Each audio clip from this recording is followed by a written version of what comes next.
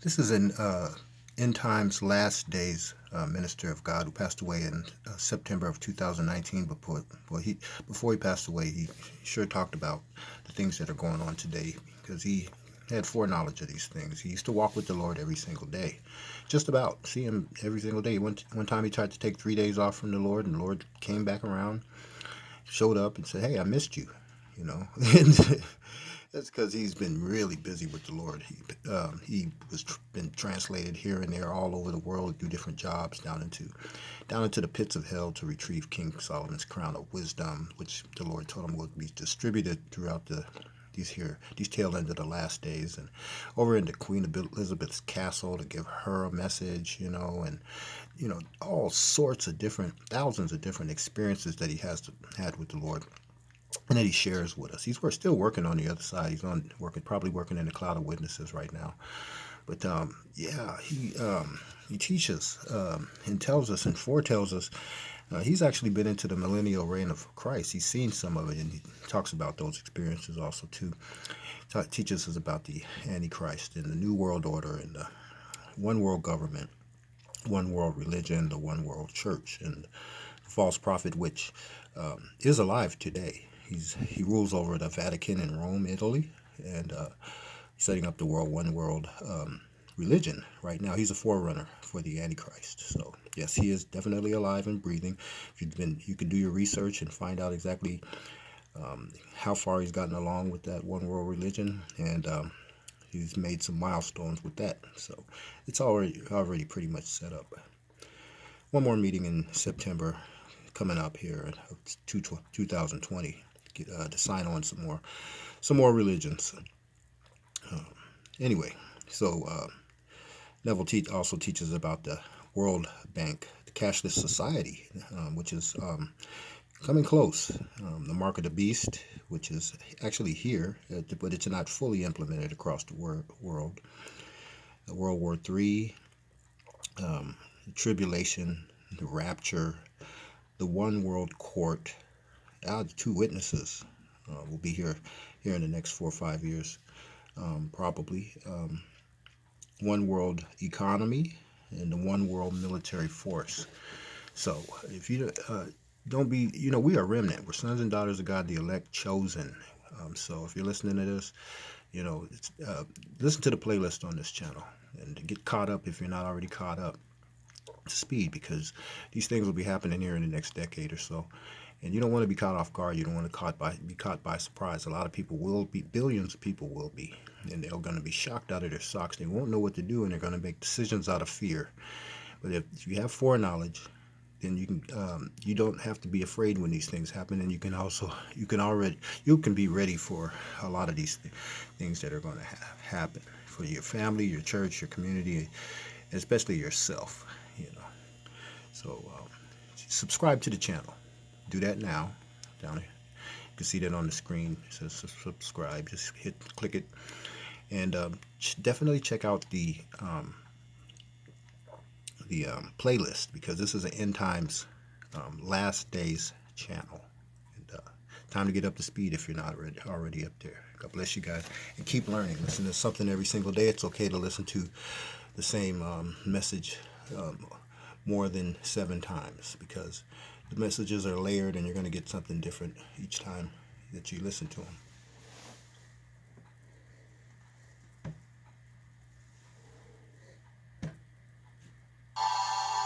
Today, we're going to be looking at the subject of the importance of coming into peace, rest and peace. In Psalm 37 and verse 7, it says, "Rest in the Lord and wait patiently for him. Fret not yourself because of him who prospereth in his way, because of the man who bringeth wicked devices to pass." And so it says, rest in the Lord and wait patiently for him. One of the problems we all have is that with patience,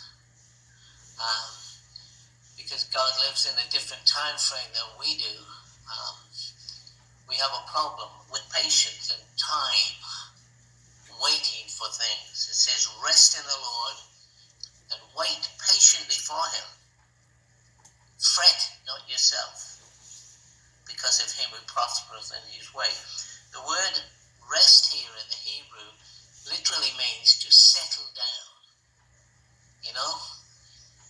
You know, when you tell your kids they're running around everywhere, you tell them to settle down. Well, it's the same word, settle down. Be at rest. Be at ease.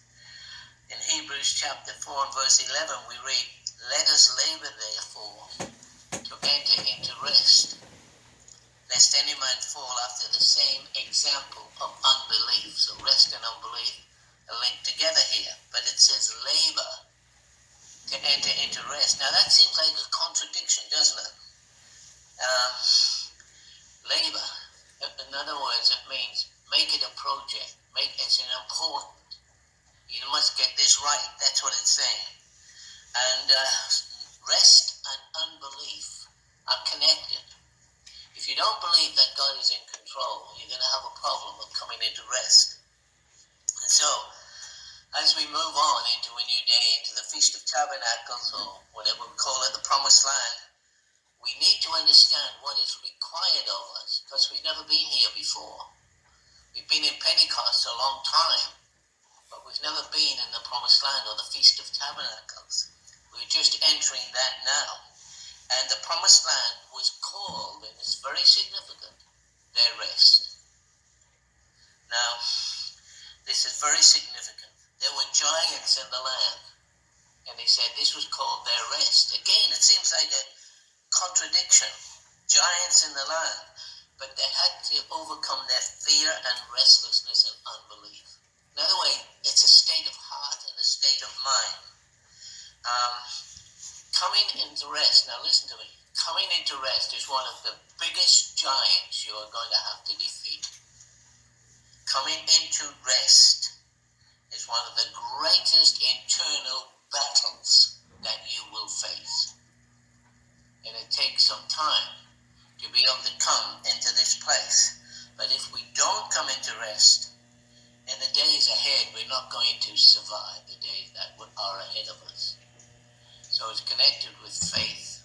It's connected with believing God, trusting God, coming into rest.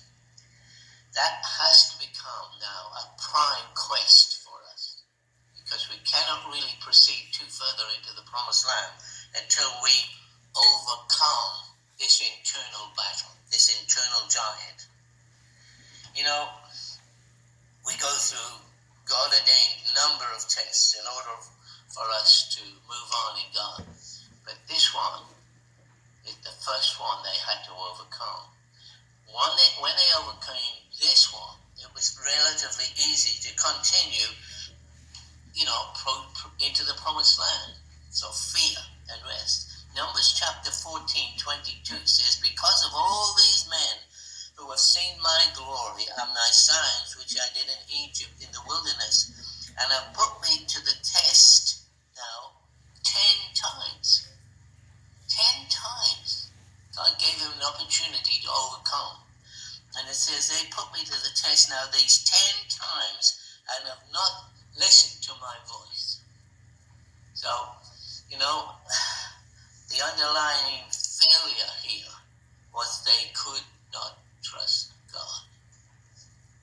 And you say, oh, well, I trust God. It's not that easy when you're in difficult circumstances, when things are not going right and not going how you think they should be going. This is one of the greatest exams, the greatest tests that you need to pass. And you cannot proceed much further into the Promised Land until you get this one right. So, you come to a place of absolute peace and rest in the Lord. The lack of trust in God. There are two things really: fear, because there were giants in the land. Fear and a lack of trust in God caused them to fail. Now, Israel was faced with a number of tests, 10 at least tests in the wilderness. And finally, this was their last chance.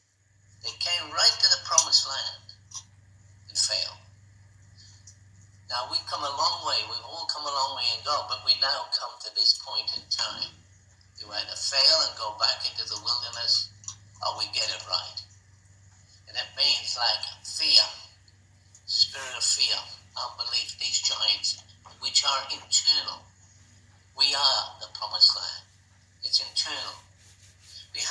overcome this. That's why Paul in Hebrews chapter 4 and verse 1 said, let us fear. Now, we are not told many times in the Bible, to fear. But let us fear, lest the promise be left of us of entering into his rest. If any of you should come short of it. See, you got to get this right, Paul was saying. Let us fear that we don't get this right. We must get it right. Paul wrote this around 60 AD. So it's clear that the early church obviously had not fully entered into this position of rest, because he was still writing this to them in about 60 AD. Hebrews 4:2, for unto us the gospel was preached as well as unto them, that the word did not profit them, not being mixed with faith in them that heard it. And then he goes on to say this in verse 3, for we which have believed do enter into rest. And as he said, as I have sworn it in my wrath, if they shall enter into my rest, although the works were finished for them from the foundation of the world. What did that mean? He said you need to come into rest because everything was sorted out for you before you even came to this world. Your destiny, your purposes, God's plan for you, before you ever came here. This is what he is saying. Your works were finished from the time of the foundation of the world. Can you trust God then? If your works were finished, his plan for you, his purposes for you, things you would have to face and things which you have to go through, time to come into rest. For he that entered into rest has ceased from his own works as God did for his. So let us labor to enter in to rest. That contradiction is there again. Laboring to enter into rest. You know, that word, it's interesting. That word labor is a Greek word which means to be earnest, diligent, to make it a priority. That is labor. Make it a priority. It's important. You're not going to proceed far unless you get this right. Numbers chapter 14:22, because all these men who have seen my glory and the signs which I did in Egypt, in the wilderness, and have put me to the test now 10 times, and have not listened to my voice. See, lack of rest is based in unbelief. Physical rest is not a problem, but emotional rest is. Fear, you see, is an emotion which affects the rest of our emotions, our will and our mind. And our emotions affect our physical body. You know, there is an emotion attached to every disease known to man. It's a negative emotion. Now, when we enter into rest, we have access to our inheritance. You do not have access to your final inheritance, God's final purposes for you in this age. You don't have access to that. You cannot access it until you come into rest. So that's how important it is. We have everything we need to finish our course. It's been taken care of before we even came to this earth. That's what the scripture says. Our rest and our inheritance are connected. See, in Deuteronomy 12:9 and 10, Deuteronomy 12:9, for as yet you have not come into the rest and your inheritance, which the Lord your God is giving you. Verse 12, but when you cross over Jordan and dwell in the land which the Lord your God is giving you to inherit, and he gives you rest from your enemies round about, so that you might dwell safely. There's some difficult times ahead. There's going to be, our main battles are internal. If we get this right, the external battles won't be a problem. They're internal. Fear, inside. Anger, jealousy, these are giants you have to overcome, and they're internal. The promised land is internal. But when you cross over Jordan and dwell in the land which the Lord your God has given you to inherit, and gives you rest from all of your enemies round about, so that you might dwell safely. And so those enemies, you see, are internal. They're not out there. You're not going to beat the enemy out there until you beat the enemies in here. It's important to understand that. They're inside us. Mind, emotions affect your will and fears and unbelief.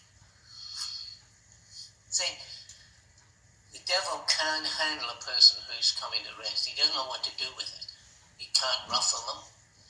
And it is a powerful weapon against the enemy, because it's based in absolute trust in the Lord and in the goodness of God. He can't handle that. He can't do anything with that. So rest brings you under a canopy, a safe place, a secret place of the Most High. Your inheritance was the promised land, the fullness of your salvation. And it's only achieved as you come into rest and let God be God in your life. Joshua chapter 1, verse 13. It says, remember the word which Moses, the servant of the Lord, commanded you, saying, the Lord your God is giving you rest and is giving you this land. There's much land yet, personally, for us to be conquered and for us to enter into. But we have to come into rest. You are the land. You are the promised land. It's not something out there. It's in here. David's tabernacle is in here. But we've got to get rid of the enemies in here. They're internal. The promised land is the fullness of Christ in you. The final stage of the journey. The promised land, an open heaven. But you have to first come into rest. Paul the Apostle said this in Hebrews chapter 3 and verse 17. He said, now with whom he was angry for 40 years. Was it not with those who sinned, whose corpses fell in the wilderness? Verse 18. And to whom he did swear they would not enter into their rest. See, that's the way the battle is. So we see they could not enter in because of unbelief. Therefore, since a promise still remains of entering into his rest, let us fear lest any of you seem to come short of this, because you cannot proceed unless this battle is won. They did not believe that God would take care of them. And this is critical for us today in what lies ahead and then over the next few years. There were giants in the land, and there are giants ahead of us. The Apostle Paul said this in Hebrews chapter 3:17, we just read, how he was angry with them for 40 years. He said the promise still remains for us today. So they said, well, we'll stay in the wilderness. Okay? A lot of Pentecostal, those charismatics are going to say, they're going to make this choice. We'll stay where we are. We're happy. In the wilderness, they had air conditioning, the cloud. They had food. They had water. And it wasn't too bad a life. Although it was a wilderness, it wasn't too bad a life. And we've got water, healing. We have prophetic words in the wilderness. Yet this is a new day.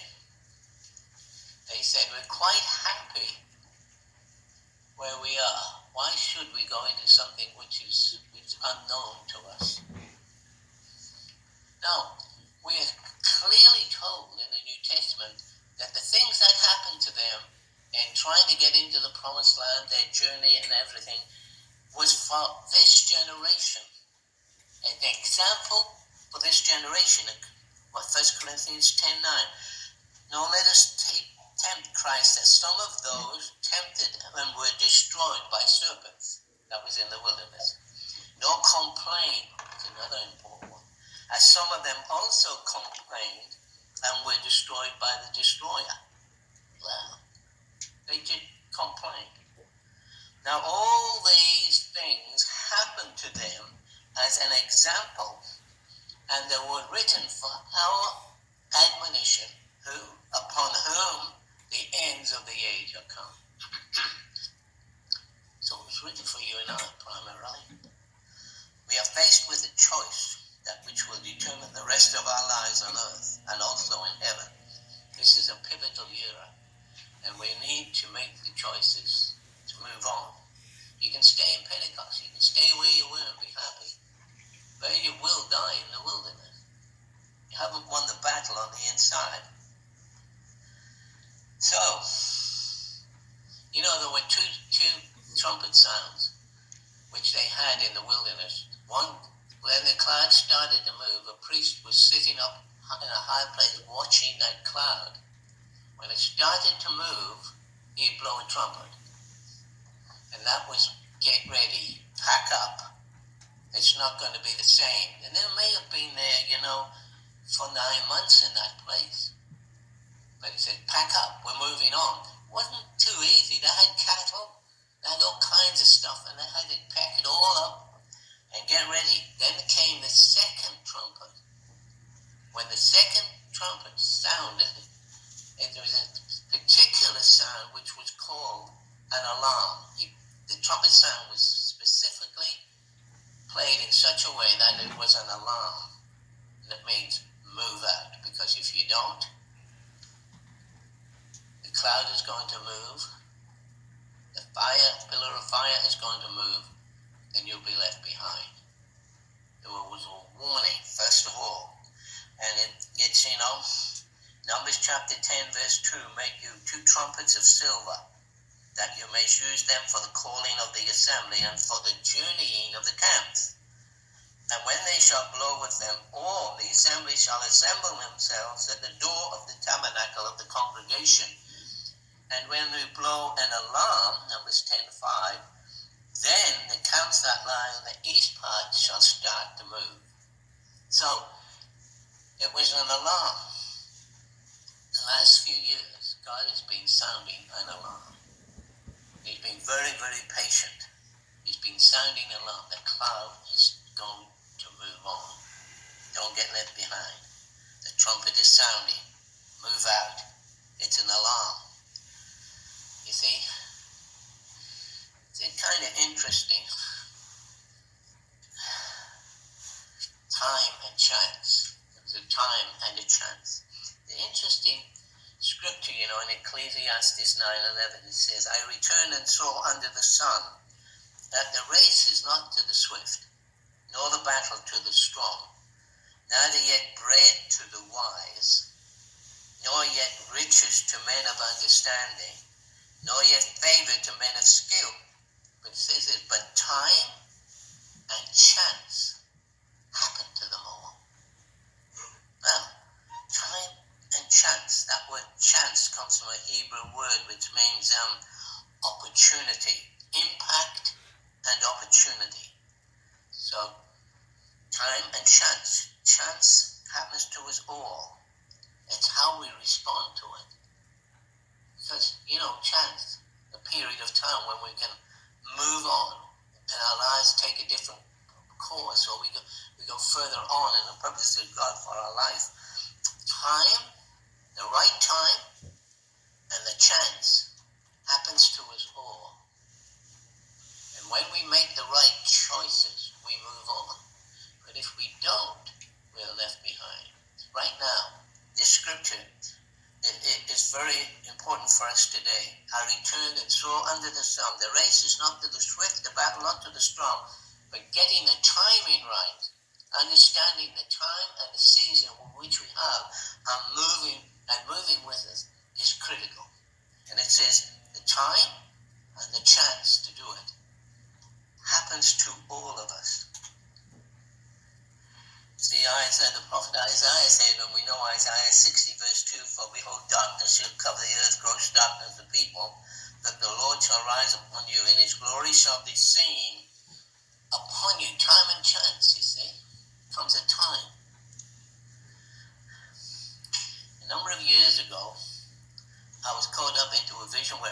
myself on a boat. We were out at sea on a boat, and the Lord was in the boat. And I thought, well, this is interesting. And I noticed he had an instrument in his hands, which was a sextant.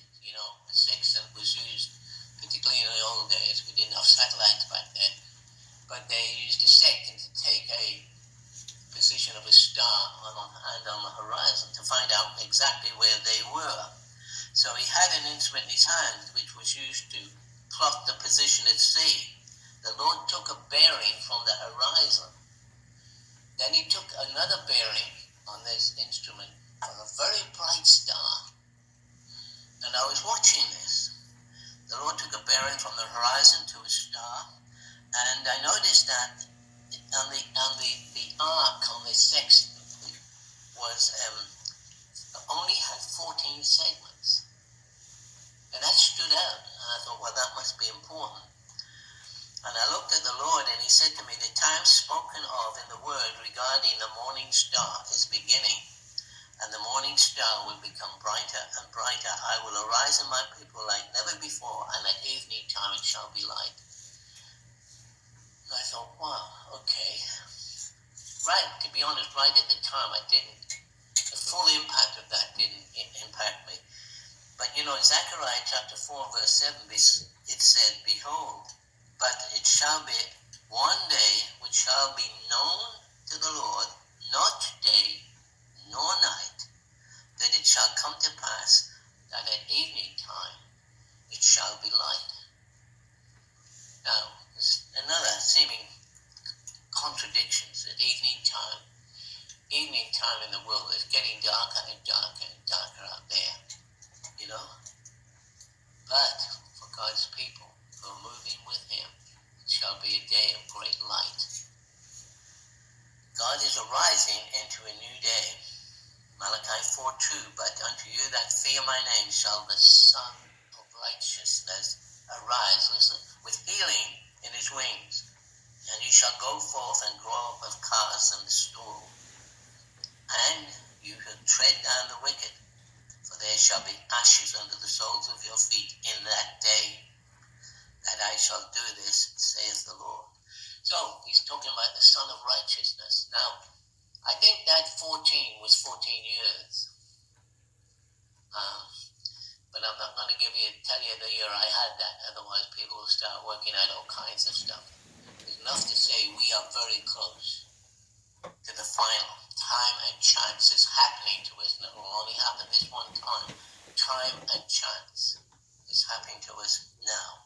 The Son of Righteousness will arise in His people, healing them. You see, with healing in His wings, healing them of every weakness, every sickness, broken DNA. Our DNA is still so important because we have really no idea what's happened in our ancestral line, what they really got up to, good and bad.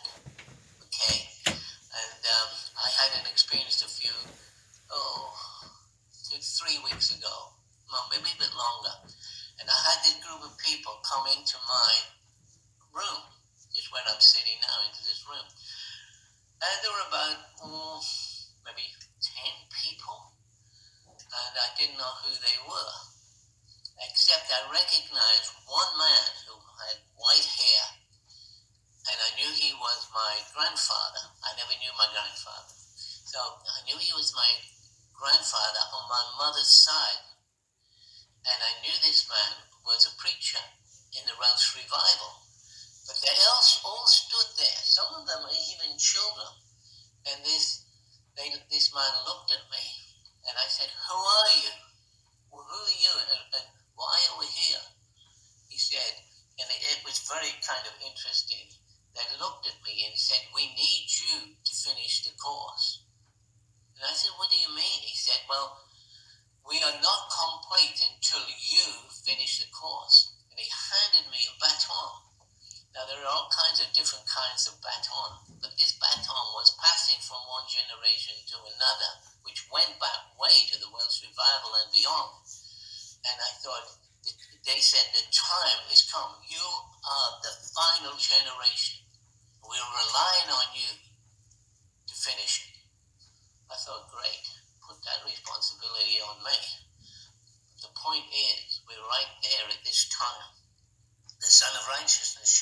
flies with healing in his wings. Healing.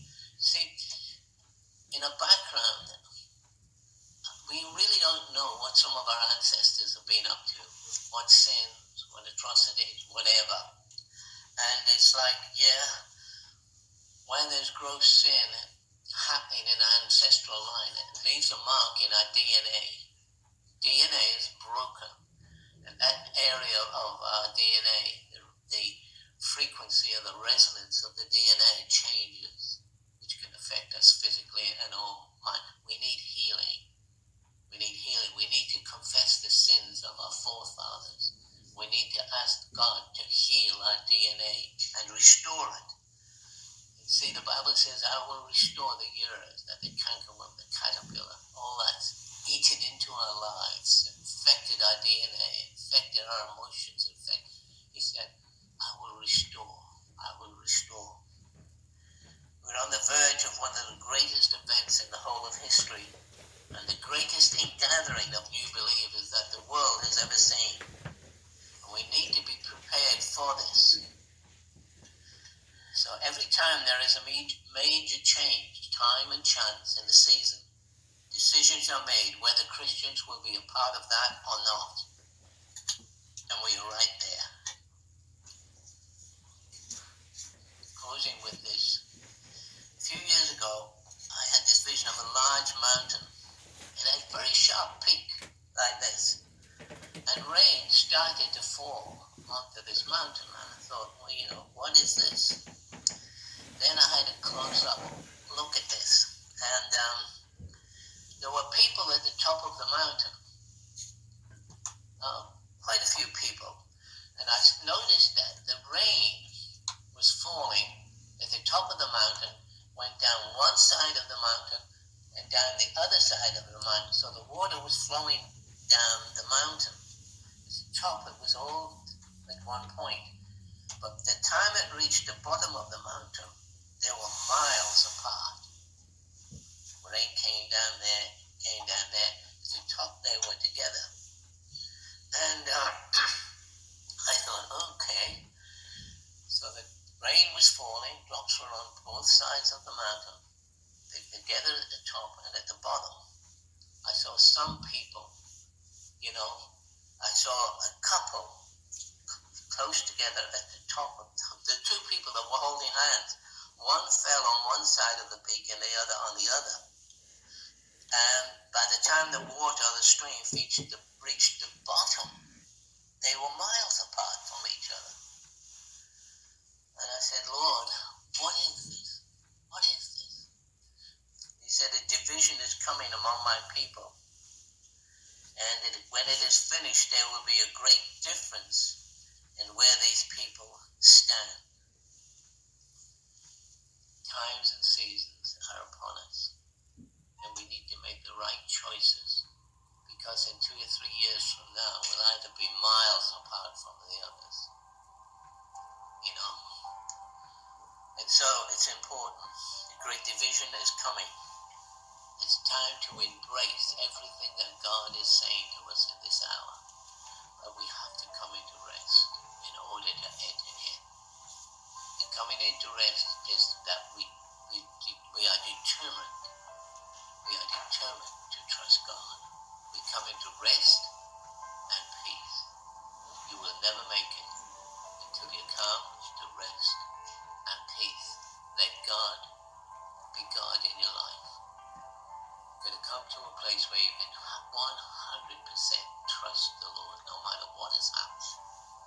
All this has been determined for you before this world was even created. He saw the finish of it. Trust Him to bring you to that place in God. God bless you.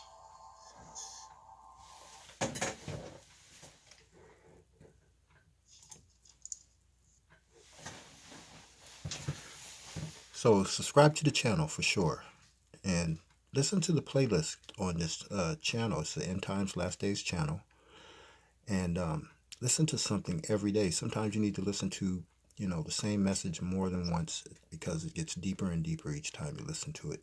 And like this one is a good one for me to listen to more than once. especially in today's times. And so get ready, get ready. We're on a path to some very, very interesting times.